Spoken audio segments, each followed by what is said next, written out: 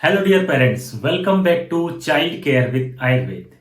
दोस्तों, cerebral palsy के cases में जितना जल्दी हम बच्चे का ट्रीटमेंट प्लान शुरू करते हैं उतनी ज्यादा से ज्यादा बच्चे को रिकवरी होती है।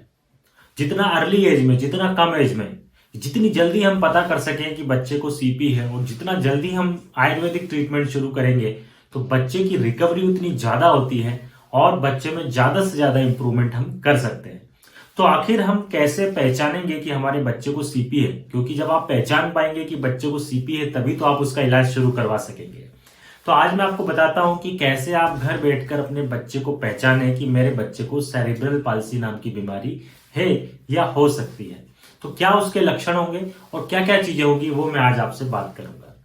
तो दोस्तों, यदि कुछ चीजें मैं आपको बताने वाला हूं कि यदि जन्म के समय आपका बच्चे का वजन कम था, लो बर्थ वेट बेबी था, या आपका बच्चा समय से पहले पैदा हुआ है, प्री मेच्योर बेबी है, या जन्म के समय उसको बहुत ज्यादा पीलिया हुआ है।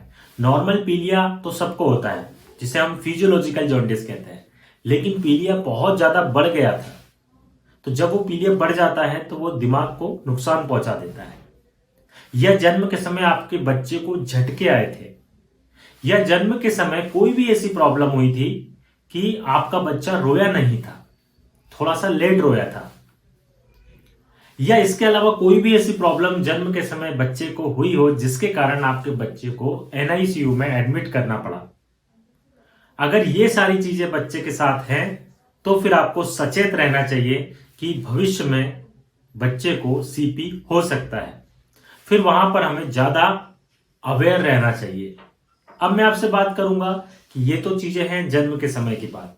अब मैं आपसे बात करता हूं कि क्या लक्षण बच्चे के अंदर आपको दिखेंगे जिससे कि आपको लगे कि बच्चे को सीपी हो सकता है या बच्चे को सीपी है। तो दोस्तों, यदि आपका बच्चा सारी चीजें समय से लेट लेट कर रहा है, जैसे कि मैं बात करूं सबसे पहले, जैसे 4 महीने का जो बच्चा होता है वो गर्दन को संभालने लगता है, लेकिन यदि आपका बच्चा अभी गर्दन नहीं संभाल पा रहा है, 4 महीने का बच्चा बिस्तर पर पलटना शुरू कर देता है, 6 महीने का बच्चा सिटिंग से बैठना शुरू कर देता है, 7 से 8 महीने में बच्चे विदाउट सपोर्ट बैठना शुरू कर देते हैं, 9 महीने में बच्चा रेंगना शुरू कर देता है जिसे हम क्रॉलिंग कहते हैं, और 1 साल का बच्चा खड़ा हो जाता है और चलना शुरू कर देता है। तो आप देखेंगे कि यदि आपके बच्चे में ये सारी चीजें लेट लेट आ रही है, समय से लेट है, जो उसका एक नॉर्मल टाइम है उससे लेट है, इसका मतलब है कि बच्चे को सीपी नाम की बीमारी हो सकती है। अभी है, ये मैं आपसे नहीं कह रहा हूं कि आप श्योर हैं।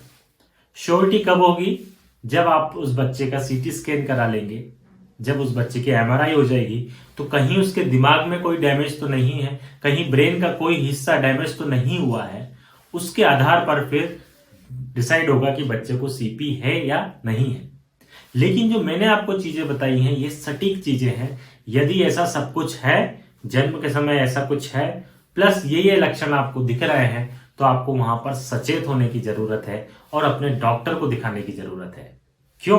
क्योंकि जितनी जल्दी आप इस सीपी को पहचानेंगे और जितनी जल्दी आप इसमें आयुर्वेदिक मैनेजमेंट शुरू करेंगे, बच्चे की रिकवरी उतनी ज्यादा से ज्यादा होगी। क्योंकि जितना अर्ली एज में आप ट्रीटमेंट शुरू करेंगे तो बच्चे का ब्रेन का डेवलपमेंट अभी चल रहा है, तो हम ज्यादा से ज्यादा चेंजेस कर सकते हैं, ज्यादा से ज्यादा रिकवरी बच्चे के अंदर कर सकते हैं। लेकिन यदि बच्चा बड़ा हो जाएगा तो फिर हमें काफी टाइम लगेगा और रिकवरी भी पूरी तरह से नहीं हो पाएगी। तो इस बात के लिए आप सचेत रहें, सावधान रहें। जय हिंद, जय आयुर्वेद।